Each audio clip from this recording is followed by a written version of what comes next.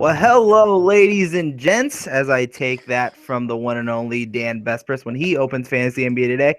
Well, this is Fantasy NBA Tonight. I'm your host, Vince Miracle, and now every Thursday I'll be joined by this guy. And if you're in trouble and you ever need someone that's there to assist you, this man has just passed the bar exam. It's the one and only John Sill. John, how you doing?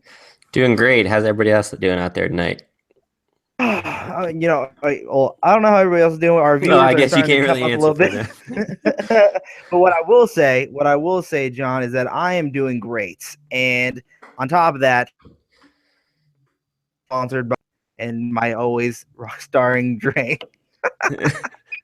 So for those who don't know and those who are very first joining us as we wait for our viewers to start coming on in, this is Fantasy NBA Tonight. This is a hoop dash ball presentation. And what we like to do on Fantasy NBA Tonight is answer all of your fantasy basketball questions. So no matter the size of your league, the type of league that you are in, we love to answer your questions. John and I will be answering them all throughout the show. And all you have to do to get your question here on the show is put your question down in the live chat, and we'll put it right here on the show directly for you. But John, this is your very first time actually on the Fantasy NBA Tonight show. I've actually had you on my podcast before, but first time on Fantasy NBA Tonight. What have you been working on for the draft guide? Like, kind of give the people a little bit of a sense of like when you joined Hoopball and what you've been doing for the draft guide. Yeah, so for the draft guide, I don't know, I pulled a variety of pieces. I did some team and player previews and projections. I think I did a piece on the Lakers and the Suns. A couple other teams, trying to think who I pulled that on. But some of my pieces I was more excited about, I did the tier report, and then I did an article on second half sensations, and that was one that I was real excited about because that kind of, that's the kind of piece that impacts people's drafts. A lot of people get attached to people that blow up in the second half of the season, and that kind of helps break it down. These are the guys that I think are going to be for real, and then guys besides that might just fade off. So I thought that was a pretty big piece that I worked on for the draft guide that I enjoyed. Nice. And for those who don't know what it is, the draft guide is a hoop-ball.com product, and it's going to help you guys go leading up into your drafts, and it's on sale right now for $17.99. So after this show, and if you guys watch the Fantasy NBA Today show, until the show started at 9 o'clock tonight, the promo code Anthony Davis was available to get 10% off of the fantasy draft guide. And on Fantasy NBA Today, we actually did a contest.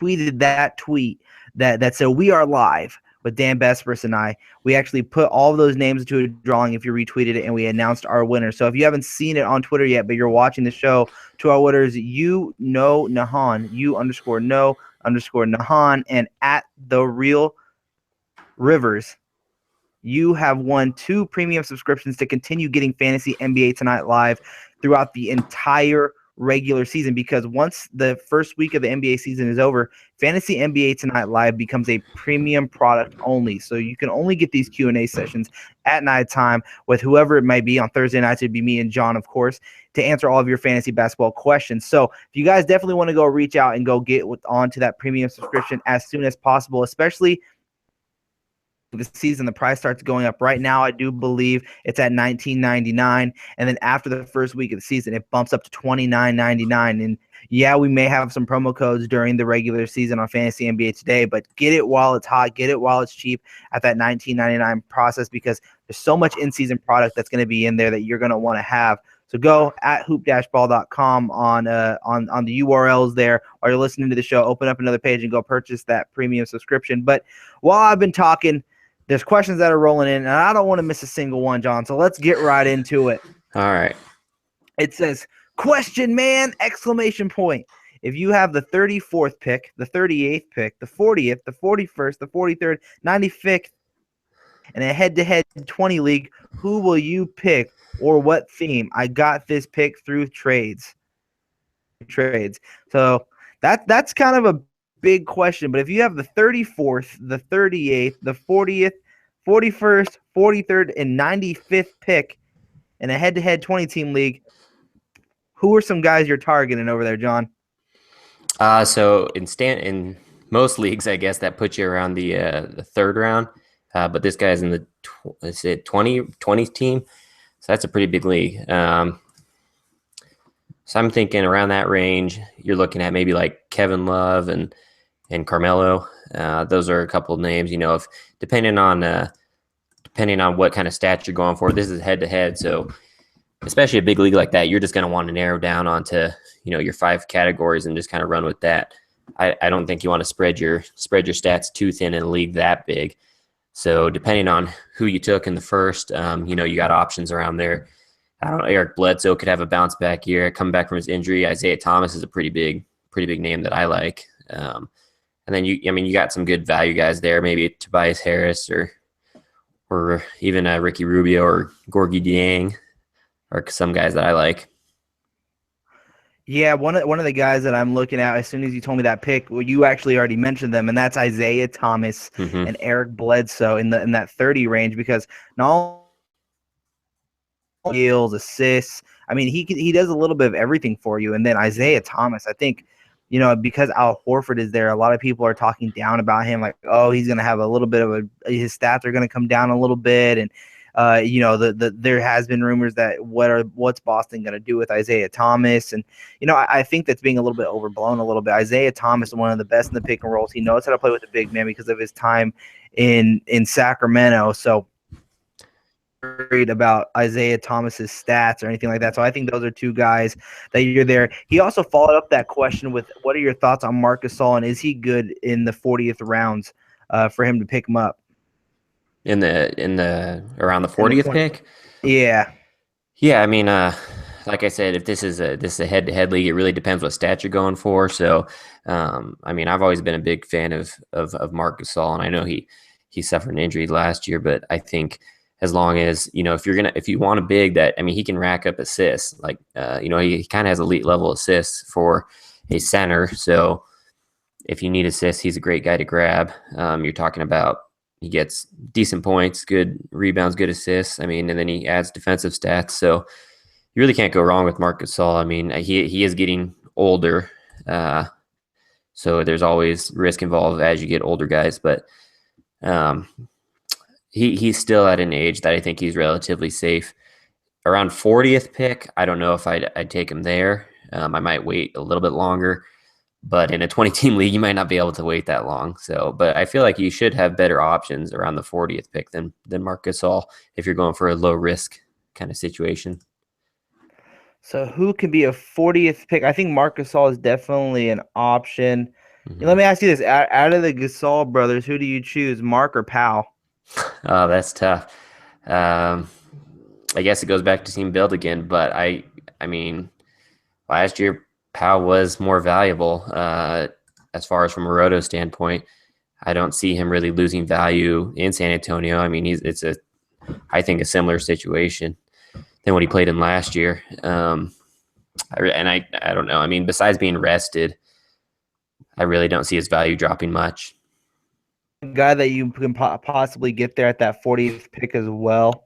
And it also depends on the build. And if you guys ever see me looking over to the right while I'm talking, I got fancy and got a desktop over here, so you guys, I can pull stats while also being able to talk to you guys. So that's also what I'm doing over here too. So, so yeah, you guys are welcome on this Thursday.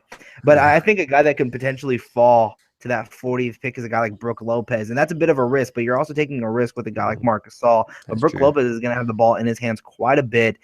He's going to get game, so he may be someone that you want to target. And earlier today we talked about a wing player that I think has the potential to be slept on, and you normally get him in that 5th round, and I think he has the potential to bring you top 40 value on the season, and that's Trevor Ariza inside that Mike D'Antoni offense down in Houston. So target. I think one thing that John keeps bringing up that you have to keep in mind too is that it's depending on how you're looking to build your team and what you're going to be doing with that. What you said, 34th and 38th. Yeah. So the 34th and 38th pick, whatever you're doing with those 2 picks, if you're going guard heavy with those 2 picks, maybe you want to look at a center, or maybe you want to just start building off of what those 2 guards can do. So it's completely up to you.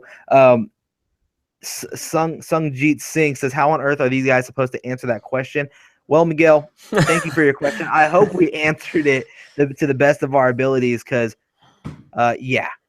answer all of your questions here on Fantasy NBA Tonight Live with myself and my Vince Miracle and my co-host on every single Thursday moving forward is John Sill. So John, actually I didn't have you do this in the beginning of the show. Just say hi and give everyone a nice little wave. Hey everybody. So as we move forward here, everyone go follow him on Twitter at John R. Sill, so you guys can start getting to know him a little bit more as well. So the next question here is, would you trade Evan Fournier for Jabari Parker if you're set for threes and they're concerned about rebounding? So I'm pretty. I don't know. I think it's going to be an up year for Jabari, and I don't know why, but I've never been that crazy about Fournier because he was in Orlando when I had Tobias Harris in a keeper league, and I felt like he was messing with his stats. But I don't know. I mean, Fournier's he's fine. I just think Parker is going to be number 2 guy there in Milwaukee, and with Middleton going down, his stats are going to go up. So Jabari Parker is actually a player I really like this year. I'd have to look at their ranks, but I don't know what kind of value we're talking here. Yeah, I mean, if you're setting 3-pointers and you're kind of worried about rebounding, I think Jabari Parker is one of those guys that you can look at and say, hey, he's going to get you 6 to 8, and potentially on any given night has the potential to get you 10 rebounds. He is going to be shooting threes this season. He is going to be that number 2 guy now that Chris Middleton is out for the year. So, I mean, I've looked at Jabari Parker as an upside guy that you can probably snag in the middle rounds, late middle rounds, that a lot of people aren't talking about because Giannis Antetokounmpo is there and Matthew Dellavedova is getting a lot of hype now that they traded away Michael Carter-Williams. Mm-hmm. So I think, yeah, if you're set on 3-pointers and you're set on points, I think that, and you want to add some rebounding while not losing too many more points to what Evan Fournier would give you, and potentially, I think Jabari Parker has the upside in field goal percentage. So I would actually do that deal. So yeah, if you have the chance to get Jabari Parker for Evan Fournier, I say hit accept on that deal, and I would go through with it because that's something I would do. As we move down the line here, and that question was from actually Carson. So Carson, thank you so much for your question. We have Tama Carr joining the chat. Says, "What up, Vince? What up, John? Fournier is." David Rumpler says Fournier is money. Good evening, John and Vince from Ben Coronado. Good answer. So Miguel said thank you for our answers. He says that's a great answer and has given us that thumbs up. Yes. Hey, Miguel. Hey, Carson. Hey, everyone that's joining us on Fantasy NBA Tonight Live right now with myself, Vince Miracle, and John Sill. Do us a huge favor right now and actually hit that thumbs up button so that we know that you guys like this video. If you haven't done so already, hit that subscribe button to our YouTube channel so you can see us live every single day, Monday through Friday, either here on Fantasy NBA Tonight Live or Fantasy NBA Today with my co-host Dan Bespress. And we actually have a special edition of Fantasy NBA Today coming to you guys tomorrow, Friday, so you guys don't want to miss out at 11 a.m. Pacific Standard Time. Without further ado, next question comes from David Rumpler, and he says, I'm very strong in threes and steals and free throws, but weak in blocks, and rebounds. So I traded Brook Lopez and Redick for that's Gorgie Dang and Robin Lopez. Smart or dump? First off, it sounds like your team is almost a mirror of my stats in my keeper league. I'm pretty weak in those areas too, but my opinion is that this year's draft, as far as fantasy go, it is pretty much ridiculously deep in threes and steals. I mean, there's just so many quality wing players out there that you can get even in the late round. So if you can dump a guy like Reddit, who really only provides, threes and points, I guess free throw, but he doesn't offer any defense, you can get a different shooting guard that can cover more statistical areas. So if you're going to get those players that you listed, first, I'm pretty high on Dang this year. I think he's going to really thrive under Thibs. But then I think the rest of the deal, I think you did just fine. I'm really not a Redick fan, and with his stat set, I think he's kind of a guy that's more around the hundreds, in my opinion. But I think you did all right getting 2 guys that are probably third round quality for. Who did he say he gave up for his big? He got Brook Lopez and he gave up Brook Lopez and JJ Redick for Gorgie Dang and Robin Lopez. Okay, yeah. So, well, Yeah, I mean, I like Dang better than Lopez because Lopez is more likely to sit out games. But then, yeah, I'd be fine taking Lopez over Robin Lopez over Reddick Yeah, just I because of mean, the depth of wings this year. I agree with you. I think the person in that trade who's getting Brooke Lopez is probably thinking, hey, I'm getting Brooke Lopez. I'm getting a guy who has the potential to have top 40 value on a season. I believe last season, if I look it up right here, he finished in. I'm not finding his name right off the top of my head here as I'm looking for it. But anyways, Brooke Lopez can score the basketball. The thing is he doesn't play in basketball games because he's injury prone. And so that's the Yeah, one thing you worry about is when is he going to slip and fall and break a big toe and be out for the entire season. That's the right. worry I have with Brooke Lopez, and I think everyone has with Brooke Lopez. So yeah, deal. But on the other hand, Gorgie Dang has been expanding his range. He's shooting the 3-pointer. Plus, on Mhm. top of that, he gets you a high field goal percentage. He can knock down his free throws. He gets you rebounds. He gets you blocks. And then you add Basketball. Robin Lopez, who doesn't turn over the basketball. He gets you about a block and a half. He's going to be the team starter. And, I actually really like Rolo. I think Rolo has the potential to be no one cares about. He's like that Marcin Gortat type of player. No one really Hmm. talks about him, but he's actually one of the most valuable player in the latter half of your roster when you're in the middle of the regular season. So I do like that trade. I would hit accept on it. Hmm. Now, The just to next, clarify, that also depends on, I guess, league type again, because Reddick does post very efficient numbers. So, he's going to be really high ranked in a roto, but in a head to head, I would definitely go with the trade. well, even so, I mean, what is he's going to be taking maybe 8 shots a game? I mean, JJ Redick doesn't shoot very often unless he's on fire. Plus, I have this weird, and this is just like a gut feeling. This isn't like any projected. I am not talking about the B150. I'm not talking Yeah. about any other. I'm talking about a gut feeling push in the playoffs this year. So they're going to make sure that everyone is healthy. JJ Redick is one of the most healthy players that they have on that team, but he's also an aging veteran.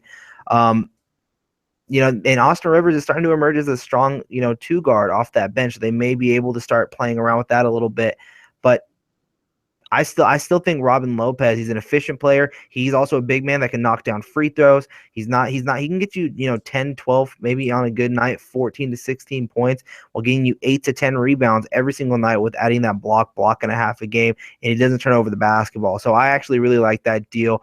Yes, it sucks losing the points that you're going to be losing from a guy like Brooke Lopez, but I mean, combined, I think you're getting exactly what you wanted. If you're already getting 3-pointers and you're not losing at all. So I think it's a really good deal. Question here comes from CZAP891. It says Hassan Whiteside's free throw percentage this season. You guys buy the 76% from the end of last year or no? So, I mean, I don't think he's just going to make a miraculous jump like that in free throws. I mean, I could see him going up, but everyone has been talking about, his second half free throw percentage. And I mean, it's not a small sample size, but it's much smaller than a whole season. So with that in mind, I'd kind of probably come somewhere in the middle. Um, I'd probably come down. Maybe he gets closer to 70% this year, kind of thing. But I don't think he's going to hit, high 70s. No. I think it's gonna be like Oh man. I don't think it's gonna be high 70s, but I think it's definitely gonna be like mid 70s. I think 75, 76% is not out of question for a guy like Hassan Whiteside. He's been working on his free throws, and if he's capable of knocking down his free throws, capable of knocking down your free throws, and you want to win categories, I okay to say that he is worthy of a first round pick. I'm that high on Hassan Whiteside this season. I know that may seem a little crazy, and I'm talking about 12-team leagues because that's what a lot of these people that are in our chat board play are the 12-team leagues. I'm okay with him potentially being a first round pick in your league if you want to have an all big man type of team because you're in a 9-cat league. He doesn't turn over the basketball that often, but I think it was like 1.9 turnovers per game last season. He can definitely win you the blocks category by himself Mm-hmm. because of how many blocks he gets. He's the only guy I really know that in the modern day NBA that can get you a triple double on any given night, and blocks being one of those triple-double categories. Yeah. So he's going to be a monster this season, and the team is going. The Miami Heat is going to be Goran Dragic and Hassan Whiteside's team. So I am really high on Hassan Whiteside this season. I see him being a first round guy as well. But if I'm betting over under on the free throw, I'm going to go under on the 76. That's all there is to it. How about over under on 75? Yeah, I'll go under on that too. That's close enough. I'm going to play the line. I'm going to just play the line. All right. So then we move on to the next question here. CZAP, thank you for the great question as well. It says, this is from Tama, who was a consistent watcher of the show and listener of the show. So I appreciate that, Tama. He asked, out here, Vince, in the video earlier today, you said you rank Miles Turner over Rudy Gobert. Can you please justify a bit further? So earlier today, we actually had a question that said, rank these guys from 1 to 3, and it was Miles Turner. And I automatically right away threw JV down in the 3rd spot because it's supposed to be he was supposed to be having that breakout year 3 years ago, and then last year, and now it's this year. So when is it going to happen? I don't really know, and I don't trust it. So he's the 3rd guy on the list. So then I was asked, Rudy Gobert, who am I going to choose? And because Miles Turner's the way he ended the season that he carries is what brought me to go just slightly above Rudy Gobert. The guy can knock down a 3-point shot. He's better at the free throw line than Gobert. He can block shots. A little bit scares me, but I mean, it wasn't like a severe injury that kept him out last season. It was an injury or a freak accident type of injury. Like I think it was like a finger or something like that kept him out for so long. So that's why I gave the slight edge to Miles Turner, and that's because of upside. Now I know that Rudy Gobert has the higher floor, is what made me rank Miles Turner just slightly over Rudy Gobert. So that's why I put it that way. So thanks, Tama, for calling me out. But who would you rank, John? Was it going to be Rudy Gobert, or would you choose Miles Turner? Who do you have higher? Well, me being so I'm I'm in Salt Lake, so I'm automatically a Gobert fan. But take it with a grain of salt. Yeah, but it's kind of funny because when you look at those three names last year, it actually went in reverse order of what you ranked them for final rankings, with JV being the highest ranked out of those 3, just because I guess he's just an efficient guy. But between those 2, I mean, I generally am pretty conservative and play it safe, so I think Gobert's the safer pick. Miles Turner is still young. He does have that upside. But like you said, the floor is better with Gobert, so that's usually where I go. And just because Miles Turner also has, I mean, I know he's well past his prime, but Al Jefferson's there now, and I just feel like if he starts slipping, that they could give Jefferson more run, and that could take away from Turner's stat set. So that's kind of the way I play generally is conservative. So I usually go with a guy that's, I don't know, a little more proven, even though it's only been half a season more, I guess. But he really has very little competition for center minutes compared to Miles Turner. I don't know. I mean, the Utah Jazz, I'm really high on the Utah Jazz this season. I think the Utah Jazz have the potential to be a 4th. Yeah, they have the potential to be a 4th seed this season, but they got Boris Diaw, Trey Lyles is vying for minutes.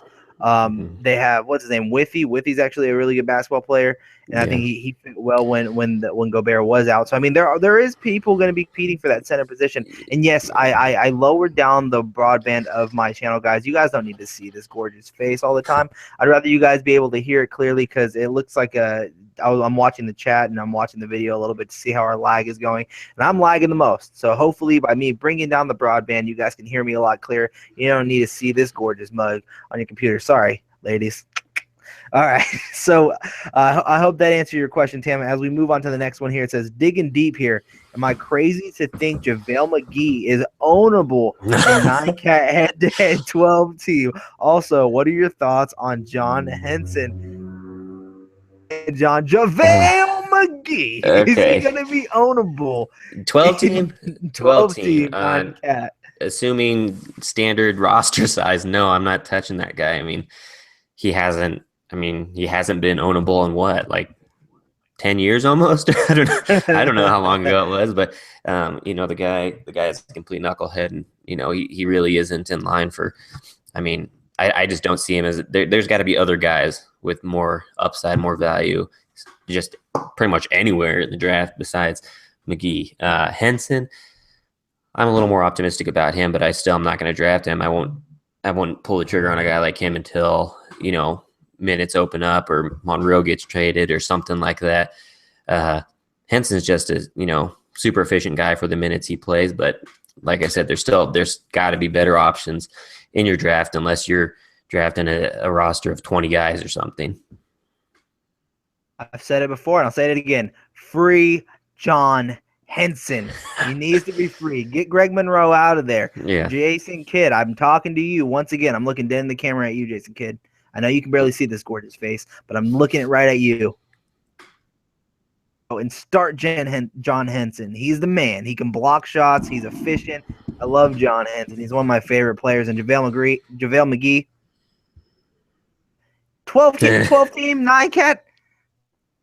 Reaching. That's a deep play. There's other guys there. I'd rather have John Henson. Free him, Jason Kidd. But I actually have another question for you, John, on the JaVale McGee side of things. Oh gosh. Over or under on 8 appearances of JaVale McGee on Shacked and a Fool? On Shacked and a Fool? I'll go under just because I don't even think he'll get enough minutes to justify being on there 8 times. So he's got to appear in at least 8 games, and who knows if he'll even get that. Yeah, I think I might go with the over because they always find ways to put John. They do like to pick on him, yeah. He's the co-owner of Shacked and a Fool. He has buying stock in that thing, so he can be sitting on the bench, and the way he throws the towel is wrong. Like he does some random. I still can't believe he ran to a basketball game with his warm-up pants on. So I don't take anything for granted when expect or what to expect from this guy because he'll do the most wackiest things. To the next question. What are my weaknesses? So here's his team, and he wants to know his weaknesses. This is from Ben. James Harden, Hassan Whiteside, Kristaps Porzingis, Andrew Wiggins, Jeff Teague, Marcin Gortat, Bradley. I'm going to guess Avery Bradley, D'Angelo Russell, J.R. Smith, and Tim Frazier. So what are some of his weaknesses after hearing that team? So that's a lot of names to try to calculate all at once, but I'm thinking steals probably sounded the weakest because I think Avery Bradley's his only real steals guy. Besides that, I can't think of. I don't think the other guys were up there in steals, but he's pretty well rounded from points, rebounds, assists. Blocks, he should be fine. His percentages, especially if you're right and Whiteside gets 75%, he should be fine. He's also got Markieff Morris. He's also got Joel Embiid and Justice Winslow. Okay, so there's a lot of question marks there. Could have some field goal issues there at the end because Harden's not a good field goal guy to begin with, right? So he's going to be your heaviest shot taker. So I'll say this: I like your team. Yeah, I like your team, and I think with Andrew Wiggins, you're hoping that he can actually give the defensive stats now that Tom Thibodeau's there, being a defensive-minded head coach. Jeff Teague is due to start having a defensive year in Indiana. Since I think he gets a little overhyped of being a defender, but he's capable of putting up defensive stats. Weaknesses on your team. I'm going to go with field goal percentage. I think is going to go a little up and down for you. Or with Harden, I think Porzingis will go up and down. Wiggins, I think maybe up and down at times. You're not terrible in that category when you add guys like Gortat there. So and Embiid. So team, I'll say that I like your team. It's pretty well rounded. Yeah. Yeah, you got a pretty nice team. I'll say that. If I had to say anything, I guess steals is one, and I think assists can be another. That you can look at and say, because Tim Frazier, once Drew Holiday and Tyreek Evans come back, his value is going to go down. So I think you might want to start looking at more assists. Because also at D'Angelo Russell, I don't think he's going to be a high assist guy. I think he's going to be like 5 or 6. be able to get double digits, and then Teague is going to be 5 to 6, maybe 6 to 8 assists. So I think you might want to start looking elsewhere for assists, and that would probably be another weakness that you have, are assists and steals. Oh, well, we just went in depth on another hard question, though, with a lot of names there. Whew, we got 2 of those things. So if you guys want to have a question like this or any other of your fantasy basketball questions, we are ready to answer them live here on Fantasy NBA Tonight with myself, Vince Miracle, and my host moving forward on Thursdays, the one and only John Sill. And to get your questions answered here on the show, all you have to do is place your question down in the live chat. I'm monitoring them very closely, and we'll answer them live. So our next question here, John, is what you guys looking for Alex Len and Michael Kidd-Gilchrist this season? Super Taco. Yeah, I mean, I personally think Len could have a bounce back year. I think he needs.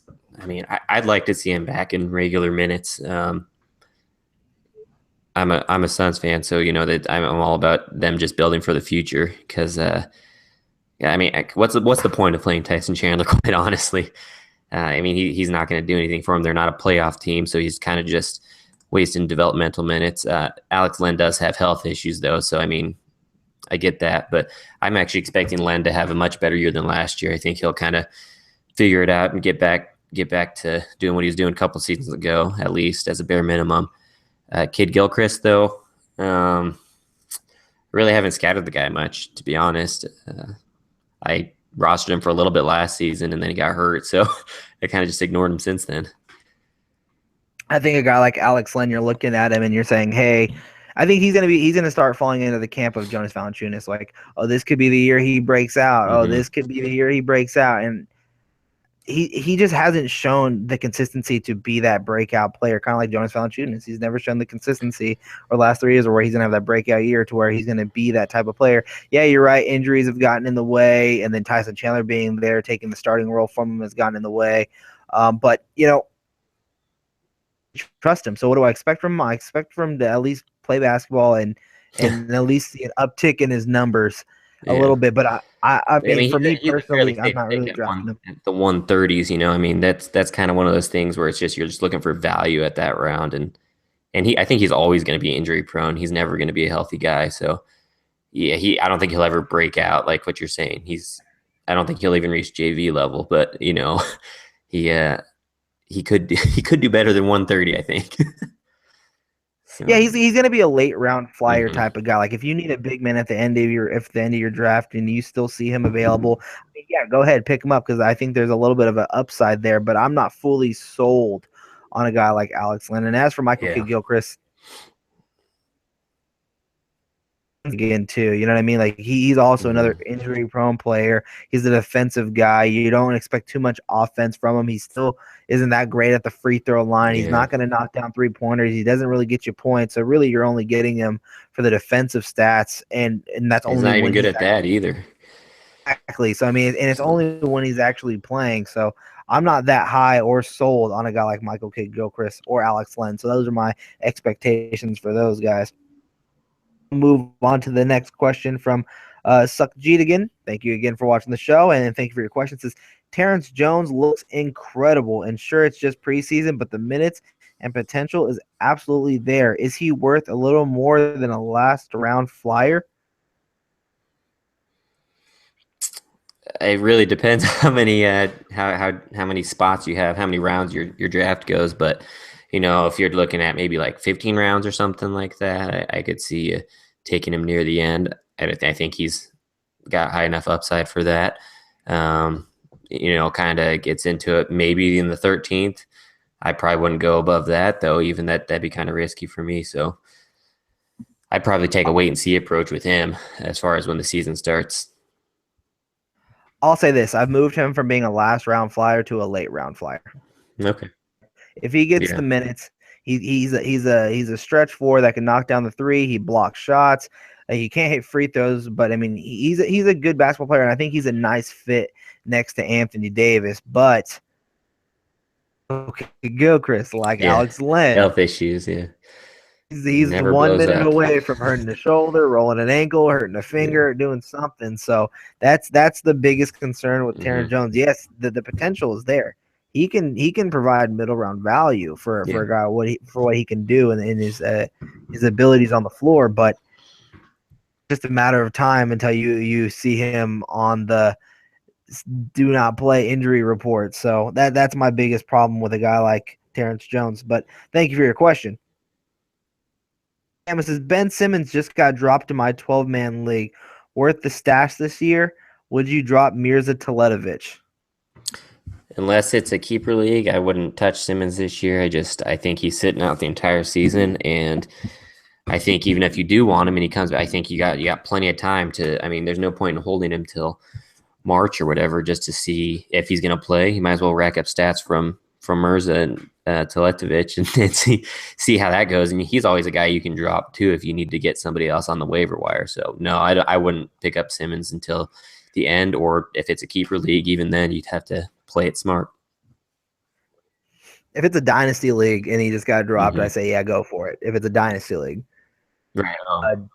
Yeah. 12-team 9-cat league, I'd leave him there. I just leave him there because, I mean, even he's expected to be back around January or at least sometime in 2017. Him working back into basketball shape and then being able to see minutes on the floor. I mean, it's going to take time for when you're really going to start seeing the stats, even on this terrible Philly team that is out there. But if any of the Philly players that I'm really eyeballing, there's two, and it's Dario Saric. And I'm not a huge fan of drafting rookies anyway. So the fact that he's been dropped is because of his injury, and also on top of that, he's a rookie. So you got to expect the inconsistency. If you need 3-pointers, you have Mirza on your team. I'd ride with Mirza and wouldn't even look twice at Ben Simmons right now.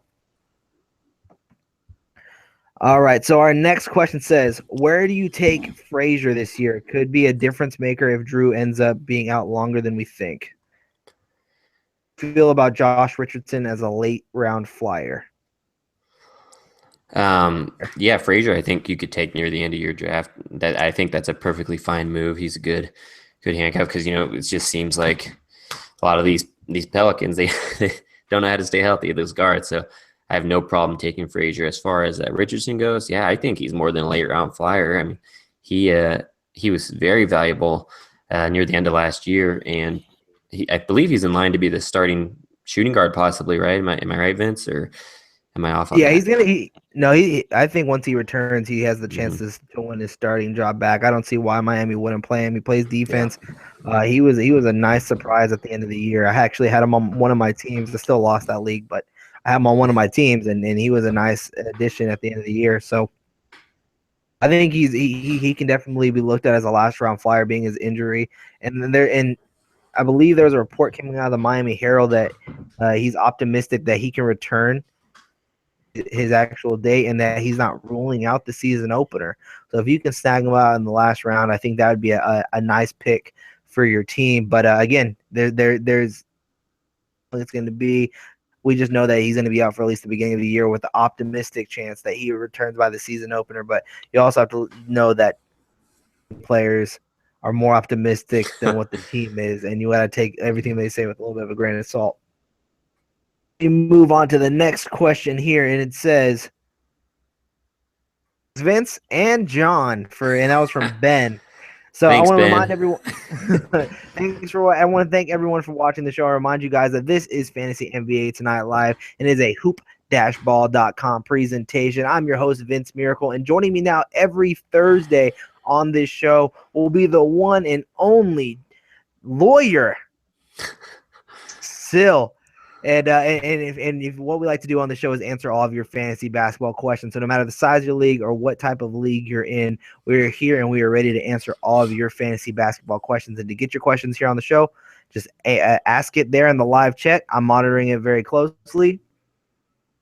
John and I will debate, and we'll see whoever you agree with. You get to post it about it in there, but normally we agree on a lot of things, and we love to give you guys that advice. So as we move on to the next question here, it says, D'Angelo Russell this year. I'm thinking he's in for a big year. I've missed him in every draft I've done, but at the same time, people are reaching on him. people are grabbing him in the, I feel like, fourth round, it seems like. And I have no problem taking him maybe the sixth, fifth round might be pushing it, but yeah, sixth round. I think he's gonna light it up this year. I think he's gonna blow up, and I could see him getting close to that. I don't know if he'll reach it, but close to that 20 points a game kind of guy. He seems like he's more of a scorer than a real facilitator. So that's kind of what I expect him is to put points on the board. Beyond that, not a whole lot, but yeah, scorer. This is what you guys got to do if you guys want D'Angelo Russell in your draft. You got to take your arms, stretch out a little bit. You're reaching to get D'Angelo Russell. What he's done this preseason has put a lot of hype behind his name, and I've been doing a couple of mock drafts with this being draft week for a lot of people, and he is getting taken in like the late part of the fourth, early part of the fifth round, and I don't know if I'm that bullish on him to where I'm going to go get him that early and reach for him. So that's the one thing. I think if you want D'Angelo Russell, you're going to have to stretch and you're going to have to reach for him a little bit. And I don't know, like John, I don't know what else to expect other than scoring and some 3-pointers. I think his field goal percentage is going to be, a full-on roller coaster ride. Probably have a ton of turnovers too. Yeah, he's going to be fun to watch, but he's going to be turning over the basketball quite a bit. The defensive stats may not always be there. So, I mean, you got to know what you're getting with him. I think he's going to be a poor man's Goran Dragic this season. The kind of player that you can expect D'Angelo Russell to be and the value that you might want to see him at. So, maybe a round lower than Goran. And Goran's going in like the fifth round. So, I think late six, mid six is where you can kind of expect D'Angelo Russell to go. Next question here is, in a Roto League auction draft, where does your best punt free throw team, or what does your best punt free throw team look like, where you can get anyone you want? Ignore the fact everyone says don't punt anything in Roto. So I actually have been doing, some research on this punting topic. And if you're going with anybody, well, this is more snake, but I've read that you can actually punt free throws using Curry, which is just a crazy idea, and seems counterintuitive. But the idea is that there's so many good free throw shooters out there, but there's very, very few point guards that can post a field goal percentage north of 50%, and so that's where you're going for a lot of times when you're punting free throws. You're stealing the field goals, rebounds, blocks, all those big man stats, and Curry can help you because he actually gets a lot of rebounds for a point guard. He doesn't get blocks, but you can also grab defensive stats with him. So that's kind of a weird approach to go. But I think I guess it depends on your opinion of Whiteside's free throw. But I think he's probably one of the most valuable punt approach guys in general for if you're going punt free throw. I think I said it earlier in the show. Someone asked this question on how would you attack a punt, and if I had the choice in the first 3 rounds, and I already know going into it I'm punting, I'm probably going to go Whiteside, Drummond, Jordan. Yeah, those 3 big guys, and start finding other ways to add guards and the 3-point shooting and seeing what you can get elsewhere with your money. Because at the same time, once you start going after those guys, a lot of those people are going to look at them, especially in a Roto League. You can get a guy like Drummond for cheap. You can get a guy like DeAndre Jordan for cheap because there is that rule. You should not be punting in Roto. Yeah. So if you are already going for punting free throw, you might as well go all in for it and go get Jordan, go get Whiteside. Yep, go get those guys that are going to fill it up, blocks, rebounds, and field goal percentage. So if I had the choice, I'd get those 3 guys and I'd go get them fast. Next question here is, who are your personal favorite players for late second/early third rounds? So depending on the size of your league, I'm a big fan of John Wall being around there. Depending on size of your league, but John Wall is there. The guy, I think it was a couple seasons ago, he was almost a first round pick, and he provides a bunch of counting stats, so I like his upside as far as that pick. There's also Kemba Walker, who's I think a steal at that spot because the guy was just outside the first round last season, and he shouldn't be losing much value either. So Kemba, John Wall, those are probably my big guys. Maybe Klay Thompson even. I've noticed he's fallen, but I think his efficiency will be up, so he should be a safe pick as well. So with someone that we talked about earlier, and that's Isaiah Thomas. I think he's a nice latter half of the second round guy that you can snack. I think Kyle Lowry's another guy you can throw into the conversation. Draymond Green slid down a little bit. He's not one of my favorites, but I know he's sliding down there, and he becomes a lot of people's favorites. So if I had to choose favorite for early third, late second round value, I'm going to go with Isaiah Thomas. And I like that pick. Isaiah Thomas and third round. I would go for third round. I can't even think of someone who'd go for the third round right now. Off top, maybe I'd say I'd go Draymond, I guess, because Draymond is falling into the third round of the mock drafts I've been doing. So I'll go Isaiah and Draymond. I think the value's there for my two favorites off the top of my head. It's a nice little exercise. Top of your brain, late second, early third. Who do you choose? I'll go with those two guys.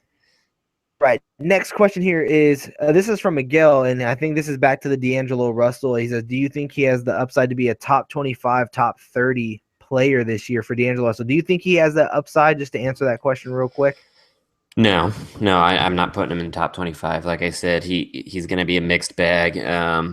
And if I'm only comfortable taking him in the 6th round, that means I'm definitely not thinking he's a top 25 player. Could he get top 50? That I think good case scenario, he's top 50. I think even if you believe he's going to be a top 20, 30 guy, you don't want to get him in the top 20 and 30. You want to get him where, he has the chance to beat where you drafted, the expectation of where you drafted him, the value of where you drafted him. We've talked about that at the end of last week's show and earlier this week. So I think that that's something that you definitely want to consider when you're picking these type of guys that you feel has the upside. But yeah, I agree with you, John. I think he has like top 50, maybe top 45 value, and then with the potential to beat it. But I think that's kind of the range that you can see him playing at. Because like I said, I kind of look at him as like a Goran Dragic type of player. So that's my thing. Next question here is in the chat. All right, last question from Super Taco. It says, you think Dario Saric is draftable? Oh, yeah. Yeah, I think he's very draftable. I mean, he's going to be getting a ton of minutes right from the start. He's at least somewhat experienced after playing overseas, more so than other rookies. He's got, more experience than, let's say, Joel Embiid. But, and I think Saric, he's got a multifaceted game that could be very valuable, and I have no problem taking him. I don't know, maybe the 10th, 11th round area kind of there. I think that's, probably 10th round. That's probably a safe place to grab him. I think he's going to produce right away. Yeah. Draftable.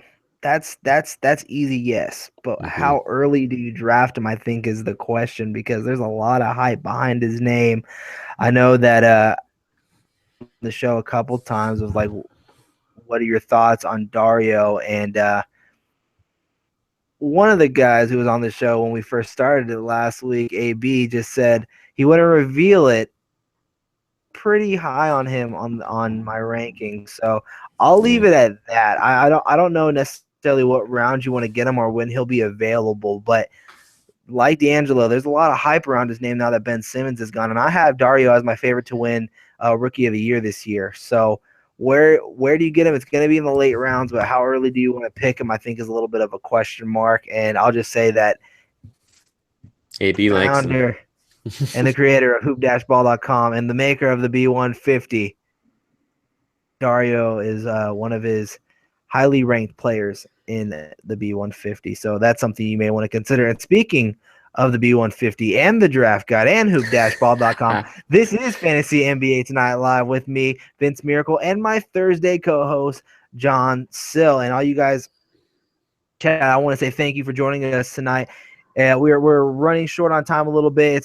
We have about like 8 more minutes left on the show, so continue submitting in all of your questions. We're going to answer them live here on the show. And if you guys can do us a huge favor, hit that thumbs up button so that we know that you guys love this show and like this show. And if you haven't done so already, hit that subscribe button. And if you are unfortunate and we're not able to actually watch this show live and join us, it's okay, because guess what? We're also live Monday through Friday on Fantasy NBA Today at 11 a.m. Pacific Standard Time. And also, this is a podcast version show as well.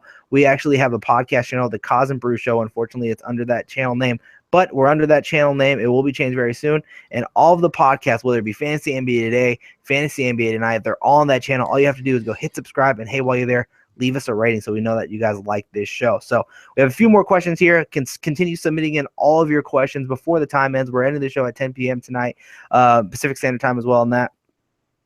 Your questions, and we'll answer them live here on the show with myself and my co-host, Bill. All right, so the next question here is Andrew Wiggins, your thoughts.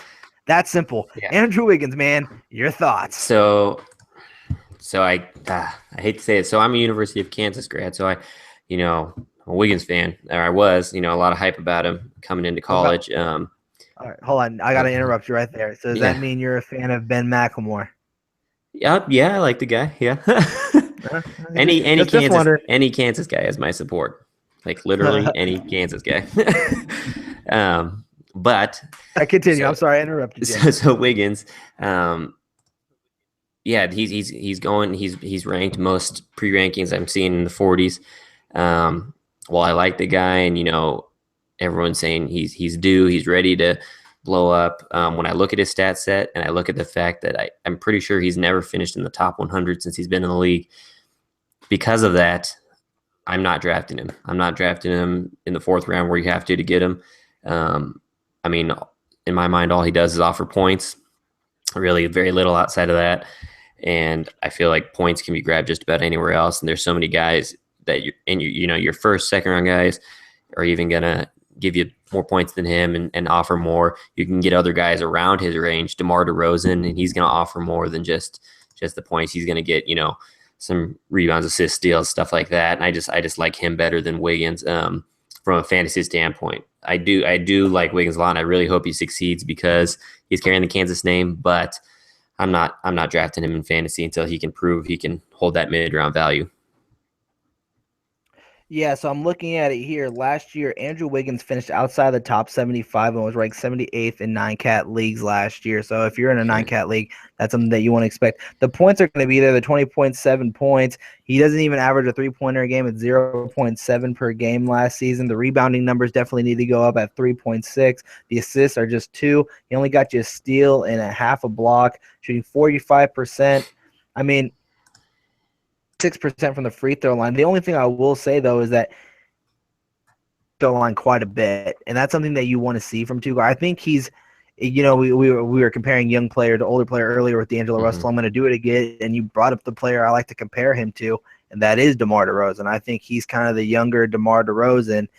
And again, we talked about Andrew Wiggins a little bit earlier in the show, and I think that there's the chance that with Tom Thibodeau there's this belief that you're going to see the defensive stats from Andrew Wiggins this year just because of the coach. Now, how much do you want to believe in that hype? I don't really know, but I do like the upside that Andrew Wiggins brings. He's going to be a key cog to that Minnesota team. So where would you rank him right now? Like what part of the draft would you be selecting him in? Is it I'd be okay. I'd be okay getting him when around the, I don't know, 60-ish range. I don't know around that falls in, but yeah, around pick 60, 55 to 60, somewhere in there, I think I'd be comfortable with it just because, I know you say he shoots a lot of free throws, but that only goes so far when he only shoots, 75% of them.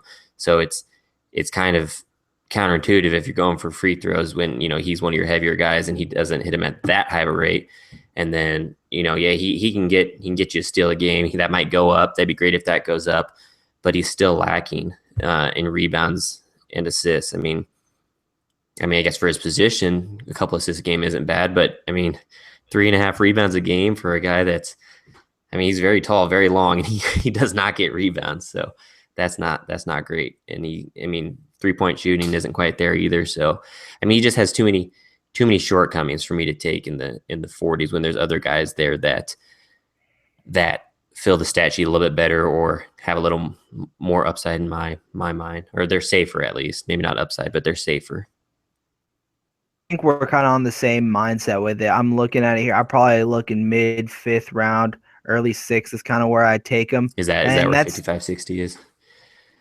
round, Okay. and so Yeah. I kind of look at him in a 9 cat league around that area. I mean, Mm-hmm. another good thing that you can look is that he played 81 games last season. He's averaging 35 minutes per game, and with Thibodeau, he loves to roll out his starters for a large majority of minutes. So that doesn't look like that could change, and you could potentially see that go up. He can become the Luol Deng of that team. Goodness. So that would suck for his I future feel in those bad for knees. those But guys. I mean, Yeah. they're about to start running out there in Minnesota. And good thing it's cold, so they'll keep warm. But yeah, I mean, I'd say 5th, early 6th round is where I'm kind of ranking him. I think Wiggins has the upside to beat that too. But I mean, after what we've seen last season, I still want something to be proven from him a little bit. I think there's still more to be desired from a guy like Andrew Wiggins. Ben, I see your question. I'm saving it for last because I think this is a funny one. So I'm going to save it for last because I think that's a really good question. I love the question that Ben has here for us. So Tim asks, have my Dynasty Roto draft tonight. 16th season. Woo! 16th season in a Dynasty and a Roto. Wow. Yeah, sign me up. That's a fun one. I have a free throw issue with DeAndre Jordan dragging me down. I'm guessing DeAndre Jordan and Draymond Green. Me down. What bigs can I target in the 80th to 150 range to platoon with them to bump up the free throw percentages? Just looking to bump that up. I think I don't know if you can get him this late, but yeah, Cantor should be there. Just took mine. Oh, sorry. And then I was gonna say Robin Lopez is is a solid one too. Is there anybody else you're thinking of that I can steal? Not That's pretty much it that I can think of, unless Ryan Anderson falls. But yeah, I think Ryan Anderson, I mean, in that 80th range, I mean, that's pretty far down. And again, with a guy like Ryan Anderson, I think you got to stretch because you're going to be reaching for him in that part of the draft as well this season because of him moving to Houston. I think available around that time to where you can probably pick him up. And I thought we were just looking at big. Sorry. Regards to, he just wants to know what okay. other plays he can add between that 85 to 150 range to where it'll up it a little bit. But I mean, with DeAndre Jordan on your team and you're in a Roto league, yeah, I'd look to see if there's another team that's punting that category. I think that would probably be the best option for you to do in a Roto league because he can definitely hurt you just by himself. So just quantity of free throws. There's nobody that late that's going to make up for the deficit that you get from DJ. Especially since you're gonna see the game once again where they go to hack a Jordan and he goes to the free throw line and extends the game for another hour. And that's something you got to be aware of. Double-digit free throws at 30% or whatever he shoots. Maybe 50. I think the best option for you, if you want to like up your free throw percentage, is trade DeAndre Jordan. I think that's really the only option, and see what other team has like a Andre Drummond. That's the two together, because I think if you just have Draymond Green on your team, I think then you can kind of look for those guys that can up it a little bit. With DeAndre Jordan on your team and you're in a Roto league, I mean, he automatically hurts you. Let's see here. Next question says, we talked about it a little bit here, but it says, guys think Terrence Jones will prove anything this season?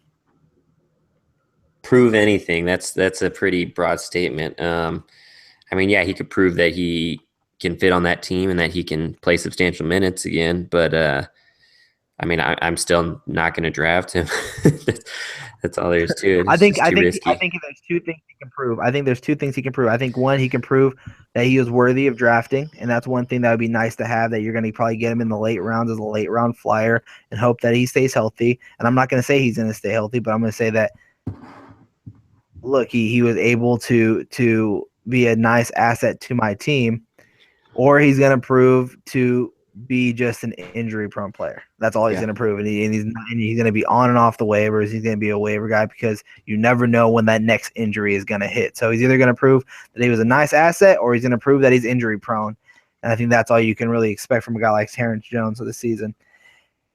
be the question that we round out the show with, and then we'll end it with a funny one. But this is going to be the last fantasy question that we have. I want to thank all of you guys for watching Fantasy NBA Tonight Live and joining us tonight. And this question is from Nugan HHN. It says, I want to draft Dwight Howard. Which round should I pursue him? I think he will have a good year. Okay, so that I've never taken the punt strategy for free throws, so I don't really know what round these guys are going in. But I think I've seen them going in. I think the maybe 5th round or so is where people that punt is where I'm seeing them grab them. I mean, if you're comfortable riding that risk for Howard, you can take him there. And if you're punting free throws, he fits your build, so might as well do it. It's just, I mean, how many games does the guy play? Like 60 a season. So if you're going head to head, you could really suffer the consequences there when it comes playoff times. I mean, I'm going to say this: you're in the minority if you think Dwight Howard's having a good year. Yeah. I mean, if I had to buy or sell on that, I would sell. I just don't. I think if anything, this could be the final year you see Dwight Howard having a good year. Man. You have to know if you're drafting him. You have to know that if you're drafting him, you are definitely punting a category. You can believe in all the hype that keeps going around every offseason that he's working on his mid-range jumper, that he's working on his free throws, that at practice he can knock down 99 out of 100. That is all BS. And I always enter every draft with the stamp of someone else's headache when it comes to Dwight Howard. And so what round should you draft him in? I think if you're doing the punt strategy, like all in with bigs, I think maybe the 5th or 6th round after you've got Drummond and DeAndre Jordan and Hassan Whiteside in those first 3. You want to look in the 5th or 6th round, he'll be available, and he's someone that you can definitely snag up to shore up your punt category, as well as every single time winning in field goal percentage, winning in rebounds, winning in blocks, and most likely winning in turnovers if you don't add too many turnover guys to your team. But you're definitely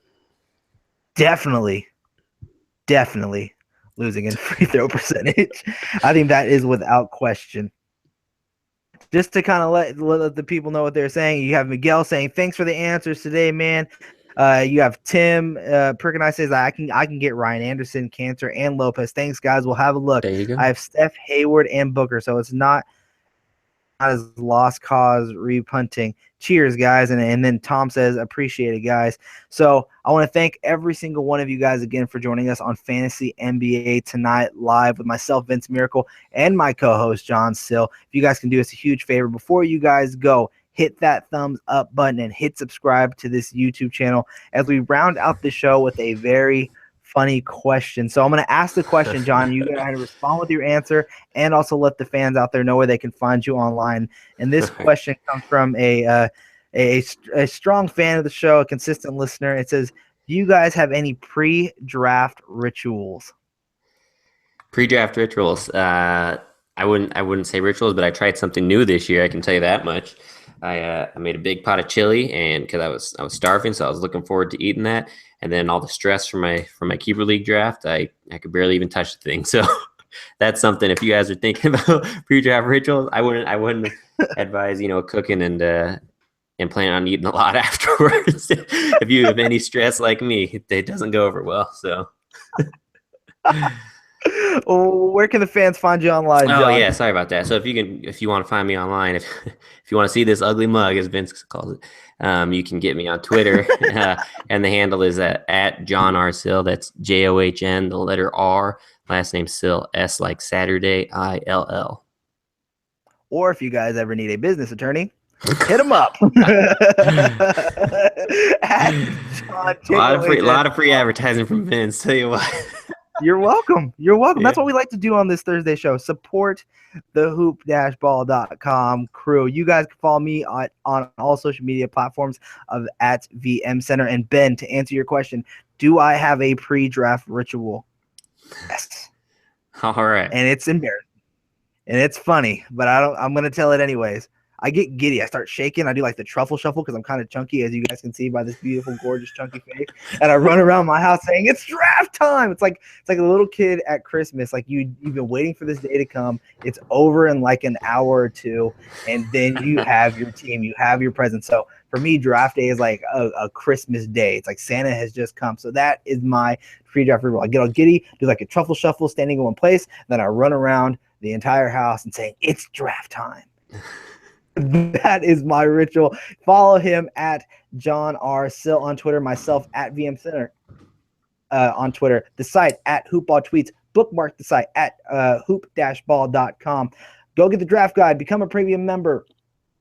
Look out for that special episode coming on Friday at 11 a.m. Pacific Standard Time, where we're going to be hosting a very special show that you're not going to want to miss on Fantasy NBA Today. John, thank you for joining me. Thank you to all the fans who were active with us in the chat. And until tomorrow morning, you guys have a great night, and I'll see you soon.